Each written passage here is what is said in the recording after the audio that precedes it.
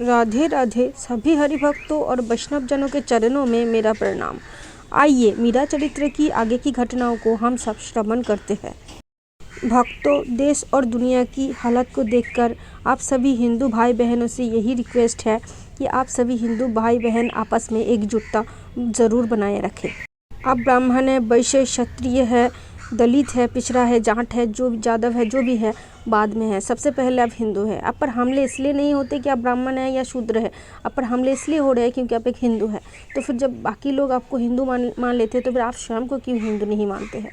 एकजुटता बनाए रखें और जब भी कोई हिंदू मुसीबत में हो तो उसके साथ ज़रूर दीजिए, क्योंकि वही मुसीबत 2 दिन बाद आपके ऊपर भी होने वाली है। तो राधे राधे। आइए मीरा चरित्र को शुरू करते हैं। भक्तों, मीरा चरित्र की पिछली वीडियो में आप सभी ने यही सुना कि कैसे मीरा जी के भाई जयमल जी को दीक्षा मिलती है और ये बात उनको श्याम कुमार बाईसा बताती है। अब आगे भक्तों, श्याम कुमार बाईसा अपनी बड़ी माँ मीरा जी को ये बताती है कि कैसे जयमल जी जब भाव से प्रभु की सेवा करते हैं तो प्रभु कैसे स्वयं प्रकट होकर उस सेवा को स्वीकार करते हैं। भक्तों, हमारे शास्त्रों में जो विधिवत विग्रह की सेवा पूजा आदि की बात कही गई है वो तो सही है, बिल्कुल सही है। लेकिन उसके साथ साथ अगर कोई भक्त अपने भगवान को मानसिक रूप से उनकी सेवा करते हैं, उनकी पूजा करते हैं, उनको भोग लगाते हैं तो फिर वो सारी की सारी सेवा प्रभु अवश्य स्वीकार करते हैं। और इस बात का प्रमाण आज इस वीडियो में आपको मिलेंगे कि कैसे जयमल जी ने जब प्रभु की मानसिक सेवा की तो प्रभु स्वयं साक्षात प्रकट होकर के उस सेवा को स्वीकार किया।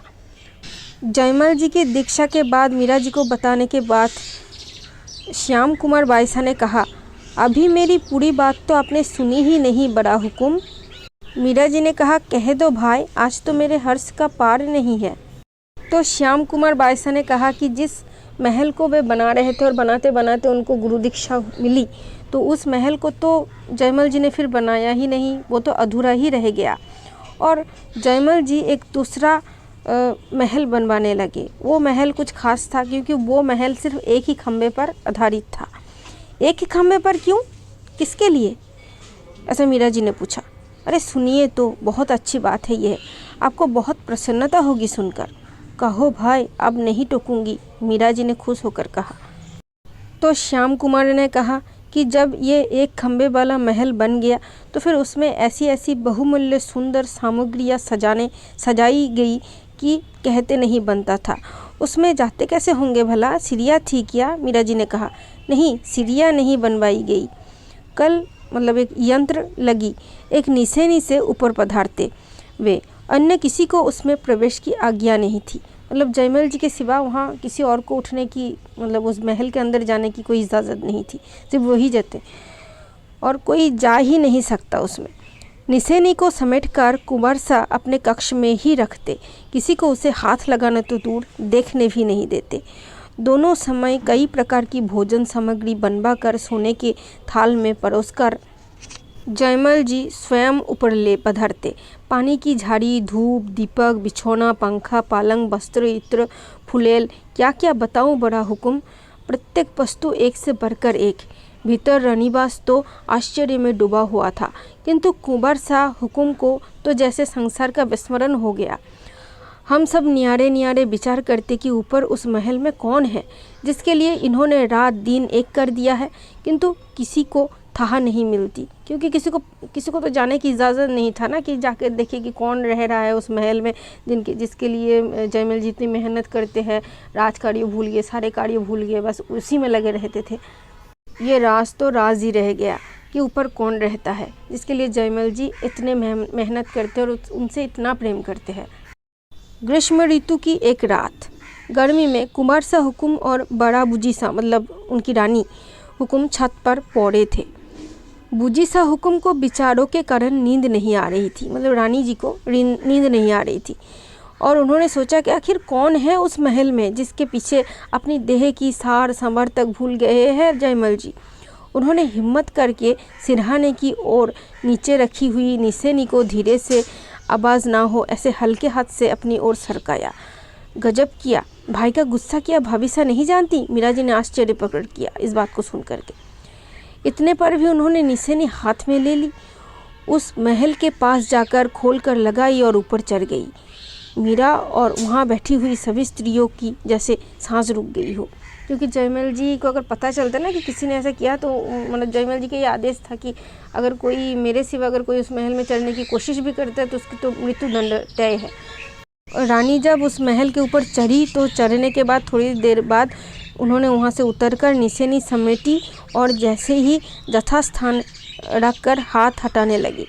कुंवर सा हुकुम उस वक्त जाग गए और रानी सा का हाथ थामकर एकदम क्रोधपूर्ण स्वर में कहा, क्या कर रही हो?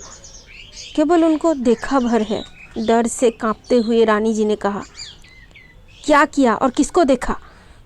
जयमल जी उठकर बिराज गए और बोला, तो उस महल में जो पौड़े हैं, मतलब उस जो एक खंबे वाले जो महल है उसमें जो सोए हैं, मैंने उन्हें छिपकर केवल देखा है। बस रानी ने ऐसा किया कि मैंने केवल देखा है, उनको जगाया नहीं है, ना कोई मतलब कोई आवाज़ ही होने दिया, कुछ नहीं किया, बस सिर्फ देख के आ चुकी हूँ। भले हुजूर मारे या छोड़े, देखने का अपराध तो किया है मैंने, जो भी सज़ा प्रदान करे सिर माथे।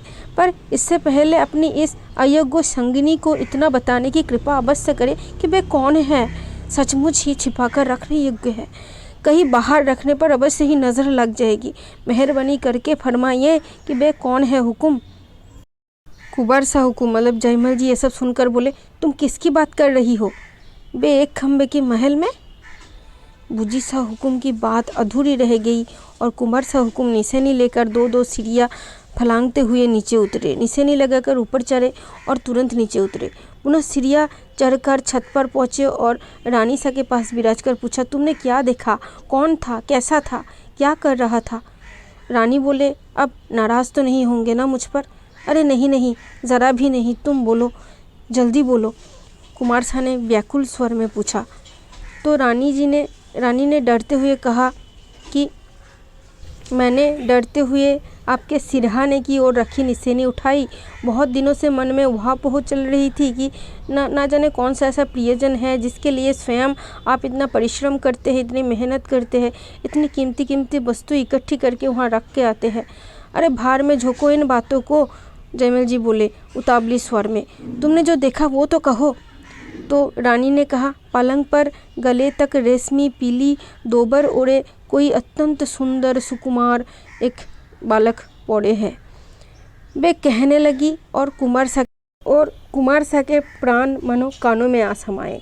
क्योंकि जिनको प्रसन्न करने के लिए, जिनकी सेवा करने के लिए जयमल जी ने अपना सारा सुख, सारा समय विसर्जन दे दिया, इतना मेहनत करते थे, उनकी दर्शन जयमल जी को नहीं हुआ बल्कि उनके रानी जी को हो गया। मतलब रानी जी जिनकी दर्शन कर रहे थे वो स्वयं श्री कृष्ण थे। क्योंकि जयमल जी उस खम्बे पर चढ़ कर के, मतलब एक खम्बे वाली जो महल थी उस पर चढ़ कर के इतने सारे वहाँ पर पलंग, बिस्तर, अच्छी खाने पीने की भोजन सामग्रियाँ, सारी चीज़ किसके लिए रखते थे? प्रभु के लिए, कि प्रभु वहाँ आकर विराजे, वहाँ भोजन करे और वहाँ शयन करे रोज़। और ये रोज़ प्रभु करते भी थे। इस बात का प्रमाण तो रानी ने दे दिया, क्योंकि जयमल जी ने कभी फिर चढ़ के नहीं देखा थी कि वहाँ सो रहे हैं कि नहीं सो रहे हैं। लेकिन रानी ने जब विश्वास किया कि वहाँ कोई तो है, तो फिर रानी ने जब विश्वास करके उठ करके गए तो रानी को ज़रूर दिख गया कि प्रभु। और रानी को भी मतलब आश्चर्य हो गया कि पता नहीं कौन है, इतने सुंदर है, क्योंकि रानी को तो पता नहीं था कि भगवान श्री कृष्ण है। और रानी ने जब उनके रूप को देखा, उस सुकुमार रूप को, मतलब उसके वर्णन करना कोई अक्षरों का काम है भला जो कि कोई भी वर्णन कर दे? अक्षर तो सीमित है और वो तो असीम है। जैसे ही रानी ने उनका वर्णन किया कि वो कैसे दिखते थे, तो फिर राजा मतलब जयमल जी के कान के पास उनके प्राण आ गए। मतलब इतनी दिल लगाकर वो सुन रहे थे। रानी ने कहा कि उनका सांवला सा रंग है, ललाट पर तिलक है, कानों में कुंडल है और बड़ी बड़ी कमल पंखुड़ी सी मुंदी हुई पलकें हैं। इतने बड़े बड़े नयन अपने देखे हैं हमारे राधा रमन जी के हैं, वही असली श्री कृष्ण है। श्री कृष्ण के जो नयन है वो हमारी तरह छोटे छोटे नहीं है, कान तक है, आकर्ण है उनकी आंखें इतनी बड़ी बड़ी। रानी ने और कहा कि तिल के फूल जैसी सुगर उनकी नासिका है, लाल गुलाबी उनके होठ है, छोटी सी मुफार, घुंघराले काले केस पवन से धीरे धीरे हिल रहे थे। पलंग के पास पड़ी चौकी पर रखा रत्न जटित उनका मुकुट जगमगा रहा था। क्या वर्णन करूं हुकुम उस रूप का, उस छवि का, कहते नहीं बनता। रानी इससे ज़्यादा नहीं कह पाई। रानी सा ठाकुर जी की छवि सुधा का कुछ और बखान करती कि अचानक जयमल जी ने रानी के चरण पकड़ लिए। उन पर सिर रखने का प्रयत्न करते हुए आंसुओं से भीगी अटकती वाणी में बोले, तुम धन्य हो, मैं बड़ा पापी हूँ, पामर हूँ। रानी पर जैसे गाज गिर पड़ी, मतलब बिजली गिर पड़ी। उन्होंने तो अपने पैर छुड़ाते ही कक्ष में घुसकर द्वार बंद कर लिया। अरे बड़ा हुकुम, ये क्या हुआ आपको? मीरा जी की अद्भुत भवमयी स्थिति देखकर श्याम कुमार बाईसा के मुख से निकला। उन्होंने देखा कि मीरा जी का सर्वांग कांप रहा है और साथ ही पसीने की धाराओं से वस्त्र भीग गए हैं। नेत्रों से गंगा यमुना बह रही है। क्योंकि जिस रूप सुधा का वर्णन अभी श्याम कुमार बाईसा कर रही थी, रानी के देखे हुए, जयमल जी के रानी के देखे हुए, उस रूप सुधा में मीरा जी खो गई और मीरा जी को साक्षात प्रभु के दर्शन होने लगे थे। और मीरा जी को जब जब प्रभु के दर्शन होते हैं तो मीरा जी की ऐसी दशा हो जाती है, वो भाव समाधि में चली जाती है। क्योंकि मीरा जी ने कई बार भगवान श्री कृष्ण के साक्षात दर्शन करे हैं और भगवान का दर्शन कोई साधारण नहीं है, इसलिए भगवान के दर्शन कोई संभाल नहीं पाता है। साधारण, वो तो बहुत बड़े साधिका थी, बहुत साधना करने के बाद उनको दर्शन हुआ। तो साधारण लोग प्रभु को एक बार देख ले तो फिर वो तो पागल ही हो जाएगा, क्योंकि उस तेज को, उस रूप की सुंदरता को सहन करने के लिए मतलब करोड़ों युग तक तपस्या करना ज़रूरी है, वरना सहन नहीं कर सकता कोई। इसलिए भगवान जल्दी नहीं मिलते, क्योंकि मिल जाए तो आप उसको सहन नहीं कर पाएंगे उस तेज को। तो ये दशा थी मीरा जी की। और यही स्थिति निधिवन में जो लोग छिप करके प्रभु के दर्शन कर ले तो उनकी क्या दशा होती है। आपने सही सुना ही होगा कि निधिवन में पहले तो बहुत होता था, आजकल कम ही होता है, नहीं होता है बिल्कुल, कि निधिवन में छुप कर किसी ने देख लिया प्रभु को और फिर सुबह उठकर सभी ने देखा कि वो तो पागल पड़ा है या फिर उनकी मृत्यु हो चुकी है, फिर वो कुछ कहने बोलने लायक नहीं है। तो यही स्थिति होती है।